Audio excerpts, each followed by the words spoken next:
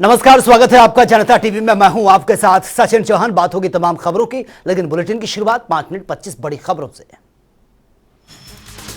अलीगढ़ में दबंग माफियाओं ने गरीब महिला की प्रॉपर्टी धोखे से बेची। महिला के बेटे ने बीमार होने पर रुपए लिए थे उधार। रुपए देने के नाम पर लाखों रुपए की प्रॉपर्टी धोखेधड़ी से महिला की गुहार सामने आई।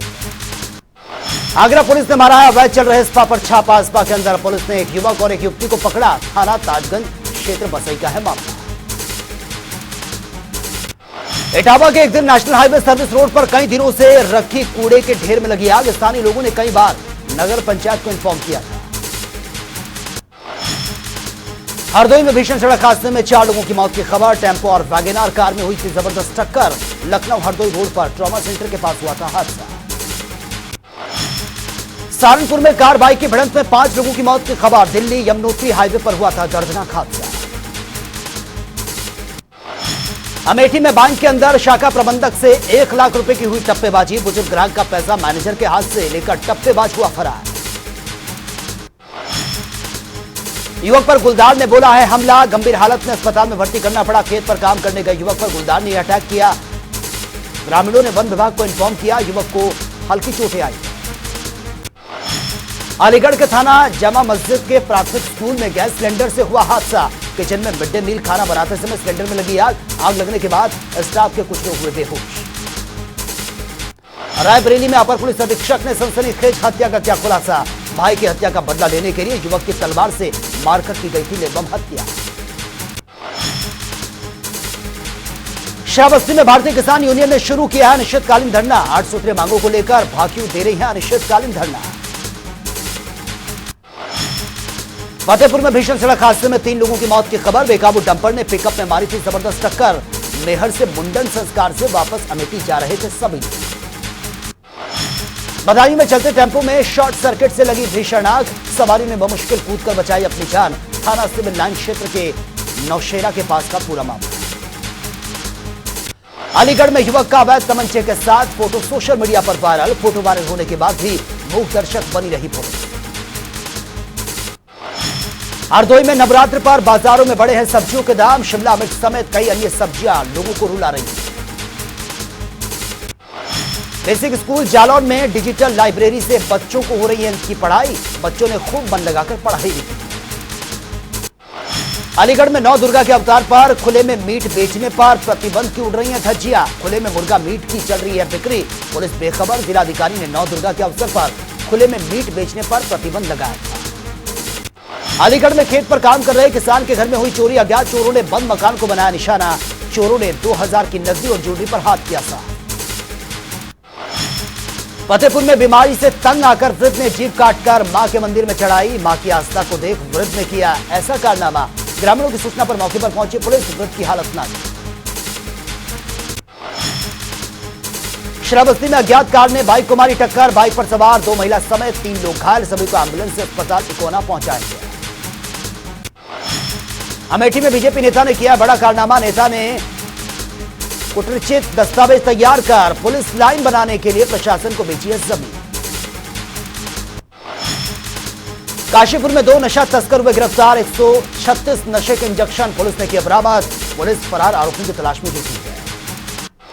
लखनऊ विकास प्राधिकरण में आयोजित नागरिक सुविधा दिवस में की गई है जनसुनवाई। जनसुनवाई के दौरान मंडलायुक्त ने अधिकारियों को हिदायत दी। लखनऊ में मंडलायुक्त डॉक्टर रोशन जैकब ने हजरतगंज में बनी मल्टी लेवल पार्किंग का किया औचक निरीक्षण। निरीक्षण के दौरान मल्टी लेवल पार्किंग में डेंटिंग, पेंटिंग, लाइटिंग और मेंटेनेंस के कामों का जायजा लिया। हमीरपुर पुलिस अधीक्षक दीक्षा शर्मा के निर्देशन पर हुई है बड़ी कार्रवाई। अवैध असला फैक्ट्री का पुलिस ने किया भंडाफोड़। जालौन में फार्मासिस्ट के समर्थन में आया यूपी का उद्योग व्यापार मंडल। छेड़खानी के आरोप में लोगों ने फार्मासिस्ट की लाठी डंडों से की थी पिटाई।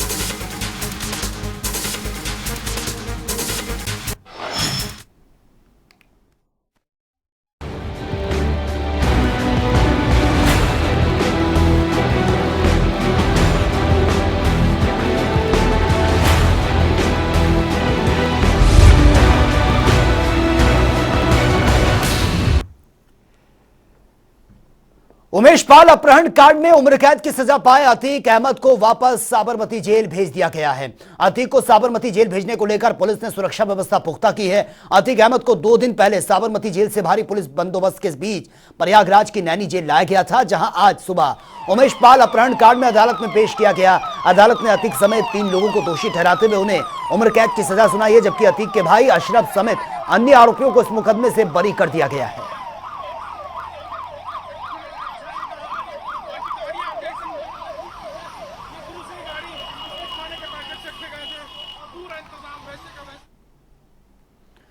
और वहीं उमेश पाल अपहरण मामले में माफिया अतीक अहमद और उसके करीबी शौकत हनीफ दिनेश पासी को जिला न्यायालय की एमपी एमएलए विशेष न्यायाधीश डॉक्टर दिनेश चंद्र शुक्ला ने उम्र कैद की सजा सुनाई है। हालांकि अतीक के भाई को कोर्ट ने दोष मुक्त कर दिया है। विशेष अदालत ने आईपीसी की धारा 364 के तहत यह दोषी करार दिया था। विशेष अदालत ने बाकी सभी आरोपियों को इस मामले में दोष मुक्त कर दिया है। ये फैसला जो आज अदालत से मिली है उस पर मुझे पूर्ण विश्वास था और मिला, लेकिन ये उसका अपहरण केस का है। उसके बाद मेरे बेटे का अपहरण न सुनने दिया न देखने दिया, उसका मर्डर हो गया। तो अब मेरा यही निवेदन है कि अपहरण केस में इसको आजीवन कारावास हुआ है, लेकिन बाद में मेरे बेटे का मर्डर हुआ। मेरा बेटा कलम की लड़ाई लड़ता था, बम गोली की नहीं लड़ता था, इसलिए कलम की लड़ाई को उल्लंघन करके काले कोट खाकी वर्दी की बेइज्जती कर दी। इसलिए मेरा यही निवेदन है, जो भी अदालत फैसला दे, मुझे मुख्यमंत्री जी के ऊपर विश्वास है कि मेरे बेटे का मर्डर का इनको फांसी की सजा सुनाए। ये तो मेरे बेटे का अपहरण का केस था, लेकिन मेरे बेटे का मर्डर हो गया, साथ में 2 मेरे उनके सुरक्षा कर्मी थे। तो बताइए, जब इन्होंने काली कोट और खाकी वर्दी का इज्जत नहीं किया, उनको मार डाली, उनके वर्दी पे कीचड़ मारा, तो आगे ये हम पब्लिक को क्या छोड़ेंगे। इसलिए मेरा मुख्यमंत्री से ही विनती है कि इनको अब फांसी दिया जाए। जज ने जो जजमेंट किया है वो ठीक है, मैं उनकी बातों का विरोध नहीं करूंगी। उन्होंने क्योंकि मेरे आदमी का अपहरण केस था, इस वजह से वो जो जजमेंट दिया उन्होंने वो ठीक किया है।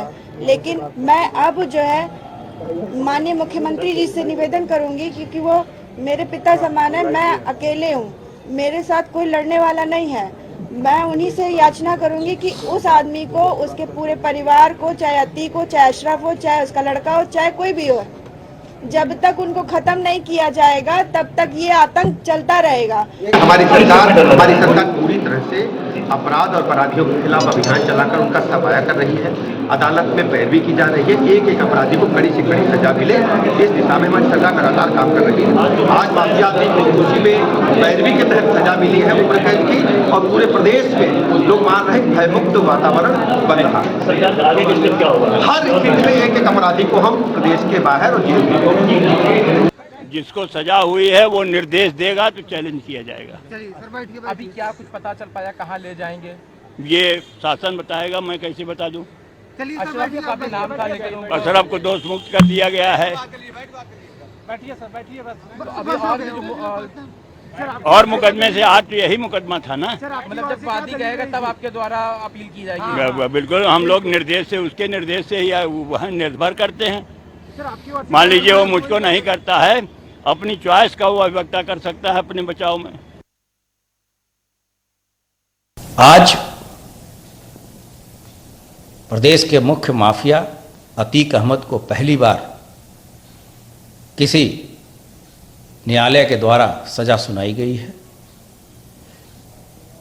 जिस केस में सजा हुई है उसमें राजू पाल हत्याकांड का जो प्रमुख गवाह था उमेश पाल,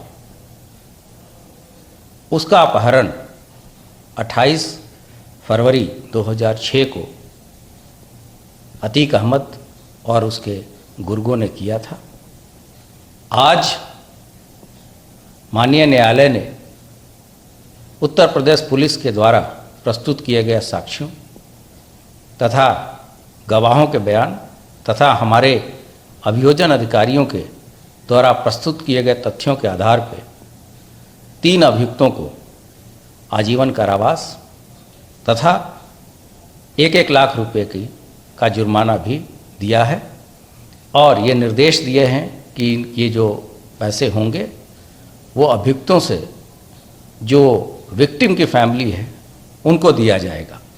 निश्चित रूप से जिस तरीके से इनको पुरानी सरकारों ने इनको पोषा, जिस तरीके से इनको प्रवृत्त किया, आदरणीय योगी जी की सरकार है और किसी भी गुंडे बदमाश माफिया को छोड़ा नहीं जाएगा और सबको कानून के अंदर, कानून के तहत उनको कठोर से कठोर सजा दिलाई जाएगी।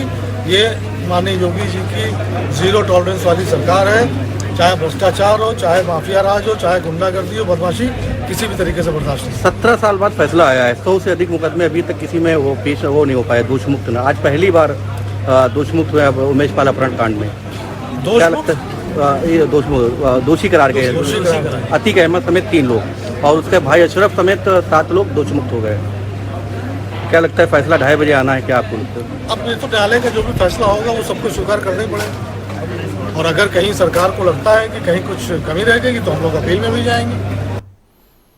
और वही मुख्यमंत्री ने जीडीए की बहुप्रतीक्षित खोराबार टाउनशिप और मेडिसिटी परियोजना के भूमि पूजन और शिलान्यास किया है और इसके साथ ही सीएम ने लोगों को संबोधित करते हुए कहा कि गोरखपुर विकसित हो रहा है, शहर के चारों ओर रिंग रोड बन रहा है और आने वाले समय में नई परियोजनाएं आएंगी। और साथ ही सीएम योगी ने यह भी कहा कि गोरखपुर रेलवे स्टेशन को एयरपोर्ट की तर्ज पर विकसित किया जाएगा।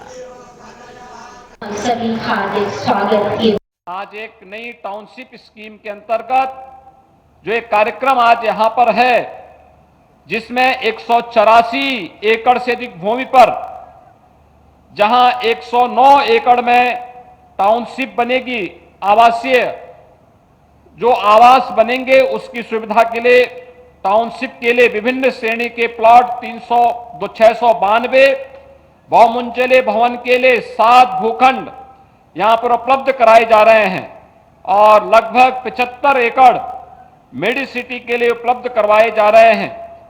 इन स्कीम के बनने से खास तौर पर गोरखपुर के चिकित्सकों के लिए, गरीबों के लिए, जो लोग आवास चाहते हैं लेकिन जमीन के भूखंड नहीं खरीद सकते, मैं हर व्यक्ति के पास रवि किशन जैसा पैसा नहीं है, इसलिए हर व्यक्ति जब जमीन नहीं खरीद सकता है तो वह चाहता है कि उसे सिर ढकने के लिए आवास सस्ते में मिल जाए और उसका एक ही है कि हम बहुमंजिला मकान की सुविधा लें, उनमें से अलग अलग परिवारों को अलग अलग मंजिल में बेहतरीन सुविधा के साथ दे सकें।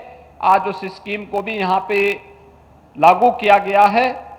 भाइयों बहनों, गोरखपुर अब नए गोरखपुर के रूप में उभर गया है।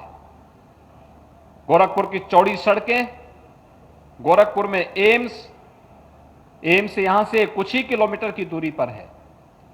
गोरखपुर का फर्टिलाइजर, सभी सड़कें 4 लेन और 6 लेन के साथ जुड़ रही हैं और अब तो गोरखपुर के चारों ओर रिंग रोड का भी निर्माण हो चुका है।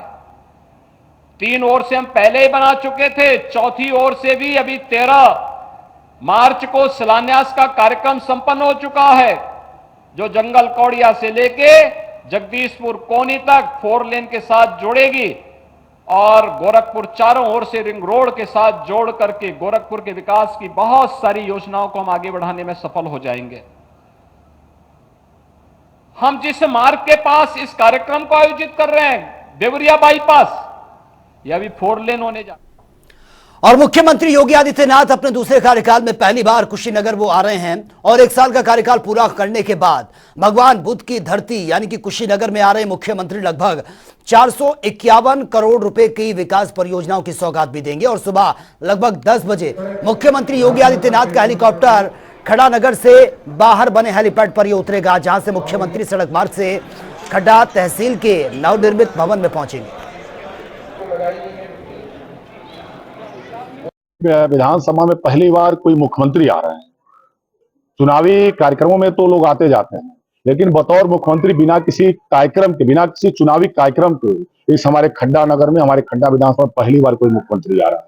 हम अपने आप को बहुत गौरवान्वित महसूस कर रहे हैं कि ये क्षण मेरे कार्यकाल में और आज हो रहा है, 29 तारीख को कल होगा, क्योंकि खड्डा जैसे जगह पे और मुख्यमंत्री जी ने समय दिया और इस तहसील का लोकार्पण करने के लिए आ रहे हैं और विभिन्न परियोजना का उद्घाटन करने के लिए मेरे साथ साथ विधानसभा की सभी सम्मानित जनता बहुत उत्साहित है। पूरा नगर के साथ साथ अगल बगल जितने गांव हैं, हम अभी कल गए थे नदी पार के 4-5 गांव में, अगल बगल गांव में डेली सुबह भ्रमण कर रहे हैं, सारे लोग उत्साहित हैं और महाराज जी को सुनने के लिए, हम प्रदेश के मुखिया को सुनने के लिए, उनका दर्शन करने के लिए पूरा जनसैलाब आने के लिए तैयार है। देखिए कल मॉर्निंग में 10:30 बजे का प्रस्तावित है माननीय मुख्यमंत्री जी का यहाँ आने का। तैयारियां जैसा कि आप लोगों को दिख रहा है अब लगभग कंप्लीट हो चुकी है। इसके साथ ही तहसील का लोकार्पण होना है और यहाँ जनसभा होगी। जनसभा के साथ कुछ जो अपने लाभार्थी। उत्तर प्रदेश के मुख्यमंत्री योगी आदित्यनाथ कल कुशीनगर के खड्डा के गांधी किसान इंटरमीडिएट कॉलेज में आगमन हो रहा है। आगमन को लेकर के पूरी तरह से तैयारी हो चुकी है। खड्डा में नवनिर्मित तहसील भवन का कल लोकार्पण करेंगे, उसके बाद सभा को जन संबोधित करेंगे। वहीं सुरक्षा व्यवस्था की अगर हम बात करें तो पूरी तरह से जिले के और अदर जिले के फोर्स भी लगाई गई है और यहाँ जिलाधिकारी कुशीनगर और पुलिस अधीक्षक कुशीनगर लगातार कार्यक्रम स्थल का निरीक्षण कर रहे हैं। साथ ही साथ सातों विधानसभा के विधायक और सांसद भी निरीक्षण कर रहे हैं। आदित्य पांडे, जनता टीवी, कुशीनगर। और वे डिप्टी सीएम ब्रजेश पाठक बांदा दौरे पर हैं। आपको बता दें कि 2 दिवसीय कार्यक्रम में deputy CM Brajesh Pathak 300 bed सैया हॉस्पिटल का उद्घाटन उन्होंने किया है। साथ ही डिप्टी सीएम ने नवजात शिशुओं को झूला भी वितरित किया और स्वास्थ्य संबंधित व्यवस्थाओं को चुस्त दुरुस्त रखने के निर्देश भी दिए हैं।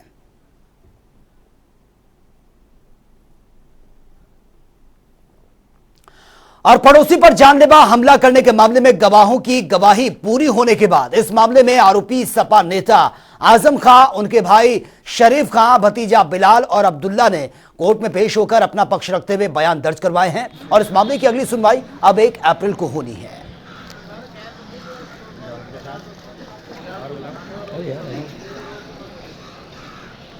307 का मुकदमा उनके खिलाफ पंजीकृत था, उसमें 313 का बयान अंकित हुआ।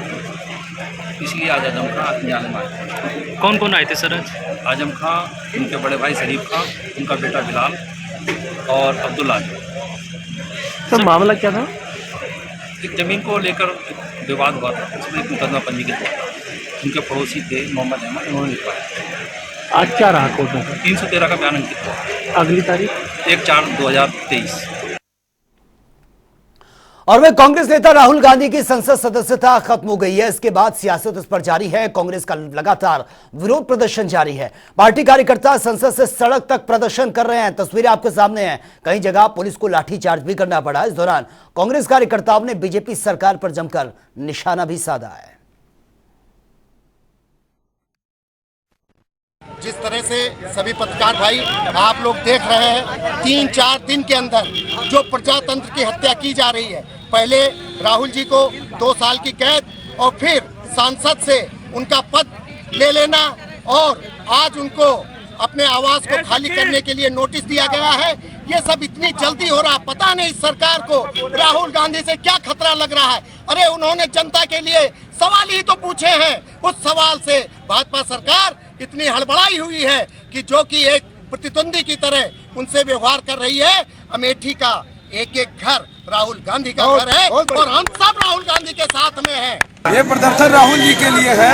राहुल जी के साथ जो ये काला दिन किए हैं, जो सदस्यता खत्म किए हैं, उसके उपलक्ष्य में पूरे अमेठी के लोग सड़क पे आए हैं और यूथ के जो जितने भी साथी हैं उनके लड़ने के लिए तैयार हैं। राहुल गांधी सबके दिलों में बसते हैं, सबके दिल में है, सबके घर में है, सबके दिलों में है।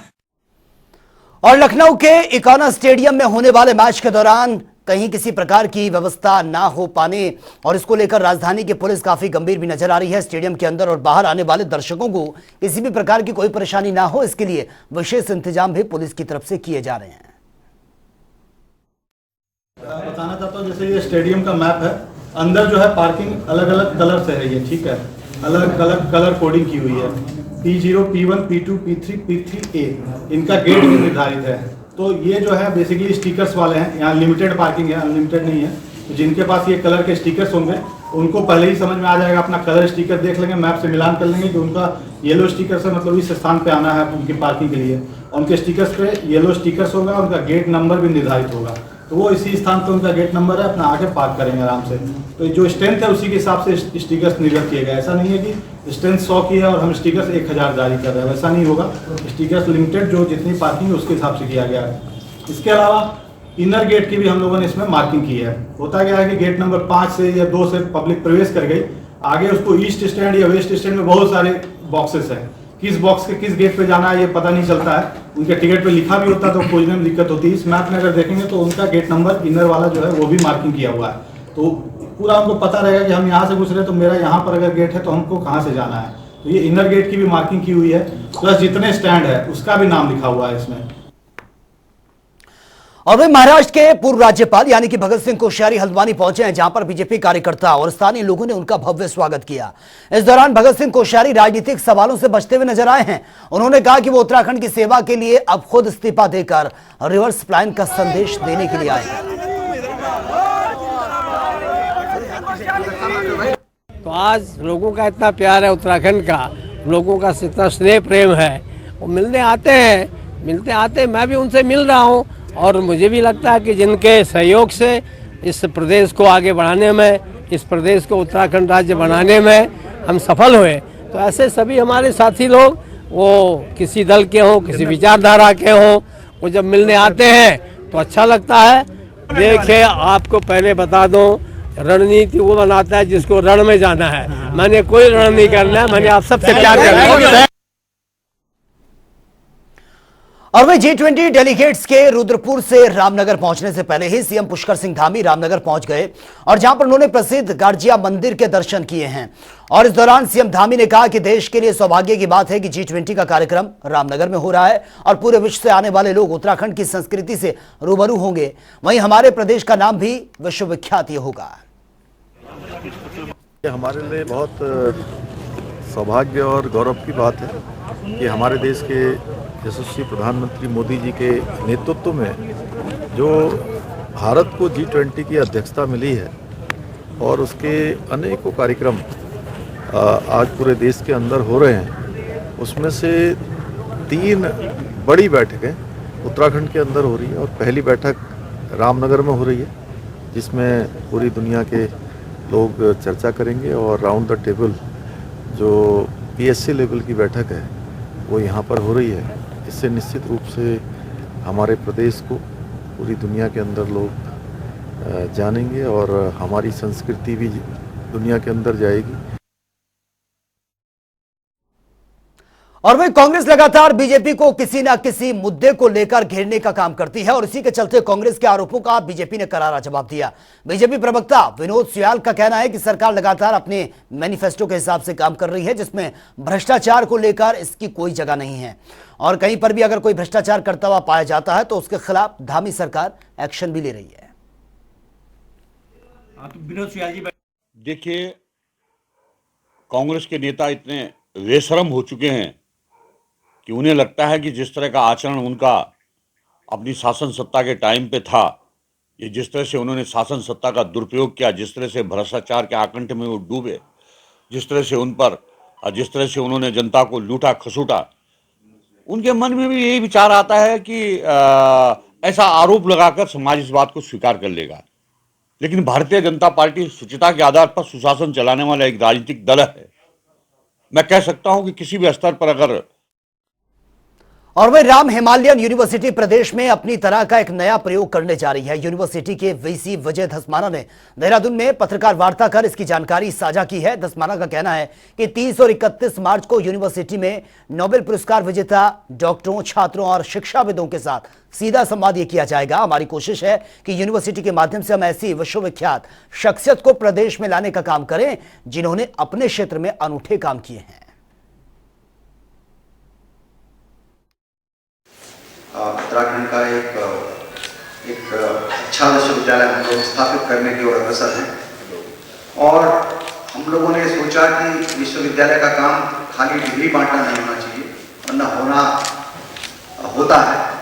तो इसमें जो साइंटिफिक एक्टिविटीज़ को बढ़ावा दिया जाए और कुछ ऐसे लोगों को विश्वविद्यालय में आमंत्रित किया जाए जो वर्ल्ड के रिनाउंड साइंटिस्ट हैं, उसमें चाहे नोबेल पुरस्कार विजेता हों या कोई और वैज्ञानिक जिन्होंने अपने अपने क्षेत्र में अद्भुत कार्य किया है, जो कि विश्वविद्यालय के बच्चों के लिए, विश्वविद्यालय की फैकल्टी के लिए और उत्तराखंड के और साइंटिस्ट हैं या आसपास की जो साइंटिस्ट कम्युनिटी है उनको प्रोत्साहन मिले, उनके साथ वार्तालाप हो, ताकि अच्छे साइंटिस्ट, अच्छे रिसर्चर हमारे उत्तराखंड में भी निकलें आगे।